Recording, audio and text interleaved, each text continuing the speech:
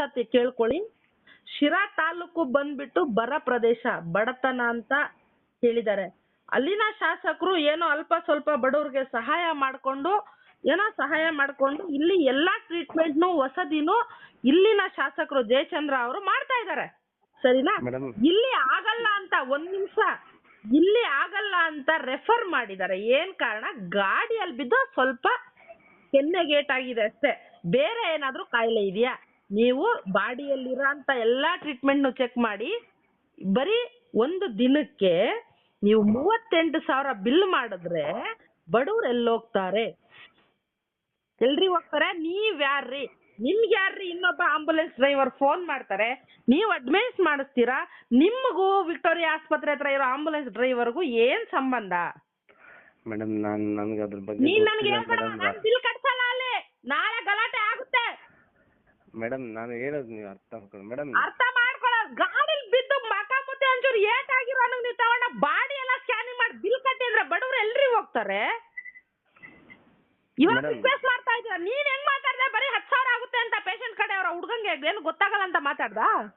ಇಲ್ಲ ಇಲ್ಲ ಇಲ್ಲ ಮೇಡಮ್, ಕೇಳಿ ಅವ್ರು ನಾನು ಏನಂತ ಹೇಳಿದ್ದೀನಿ. ನೀನ್ ಹೇಳಿದ್ದು ಹೇಳ್ತಾ ಇದ್ದಾರಲ್ಲ ಅವನು. ಒಂಚೂರು ಎಷ್ಟು ವರ್ಷದಿಂದ ಮಾಡ್ತಾ ಇದೀಯಾ ನೀನ್ ಈ ದಂಧೆನ? ಮೇಡಮ್ ನಾನ್ ವರ್ಕ್ ಮಾಡ್ತಾ ಇರೋದು ಮೇಡಮ್, ದಂಧೆ ನಂದ ಮೇಡಮ್. ನಿಂದಲ್ಲ, ಬೇರೆ ಯಾರ್ದು? ಬೇರೆ ಯಾರ್ದು? ಮೇಡಮ್ ಇದಕ್ ಮುಂಚೆ ಒಬ್ರು ಫೋನ್ ಸುನಿಲ ಯಾರು, ಅನಿಲ ಯಾರು, ಇನ್ನೊಬ್ಬ ಯಾರು, ಮತ್ತೊಬ್ಬ ಯಾರು? ವಿಕ್ಟೋರಿಯಾ ಆಸ್ಪತ್ರೆ ದಂಧೆ ಮನೆ ಆಗ್ಬಿಟ್ಟಿದ್ಯಾ?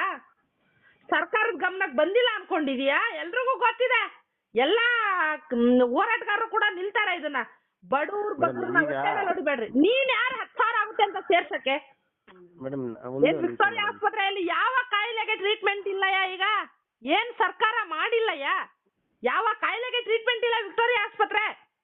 ಅದನ್ನ ಯಾರ್ರಿ ನೀವು ಇಲ್ಲಿ ಬೆಡ್ ಇಲ್ಲ ಅಂತ ಕರ್ಕೊಂಬಂದ್ ಬೇರೆ ಆಸ್ಪತ್ರೆಗೆ ಹಾಕಕ್ಕೆ?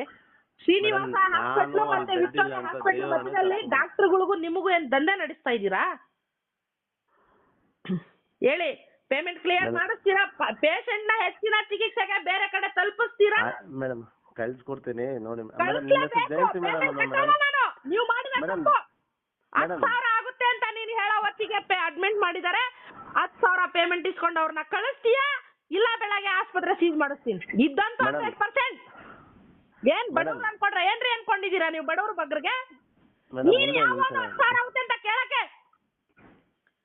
ಏನ್ ನಡೀತಾ ಇದೆ? ಮೇಡಮ್ ನಾನೊಂದ್ ನಿಮಿಷ ಹೇಳೋದು ಹೋಗಿ ಮಾತಾಡಿ ಅಲ್ಲಿ ಮರ್ಯಾದೆಯಾಗಿ. ನಂಗೆ ಕೇಳಲ್ಲ, ರಾತ್ರಿ ಬರ್ತೀವಿ. ಶಿರಾ ಜನ ಅಂದ್ರೆ ಏನ್ ಪುಕ್ಷಟೆ ಸಿಕ್ಬಿಟ್ಟಿಲ್ಲಯ್ಯ? ಶಿರಾ ಜನ ಪುಕ್ಷಟೆ ಸಿಕ್ಕಿಲ್ಲ ನಿಂಗೆ.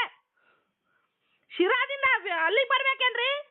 ಮಲ್ಟಿ ಸ್ಪೆಷಾಲಿಟಿ ಆಸ್ಪತ್ರೆ ಹುಡಿಕೊಂಡು ಬೇರೆ ಎಲ್ಲೂ ಇಲ್ಲ ಇಲ್ವೇನಯ್ಯ? ಬೇರೆ ಎಲ್ಲೋ ಮಲ್ಟಿ ಸ್ಪೆಷಾಲಿಟಿ ಆಸ್ಪತ್ರೆ ತುಮಕೂರಿದೆ, ಶಿರಾದಲ್ಲಿ ಇಲ್ವಾ? ತುಮಕೂರಲ್ಲಿ ಇಲ್ವಾ? ಬೇರೆ ಎಲ್ಲೂ ಮಲ್ಟಿ ಸ್ಪೆಷಾಲಿಟಿ ಆಸ್ಪತ್ರೆ ಇಲ್ಲ?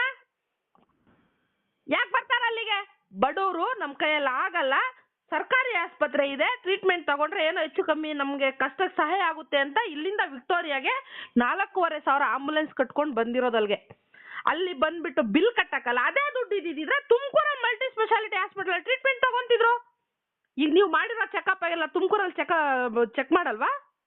ಮಾಡ್ತಾರೆ ಮೇಡಮ್. ಮತ್ತೆ ಹೆಂಗ್ ತಗೊಂಡೋಗಿ ಅಡ್ಮಿಟ್ ಮಾಡಿದ್ರಿ? ಹೆಂಗ್ರಿ ಮಾಡಿದ್ರಿ?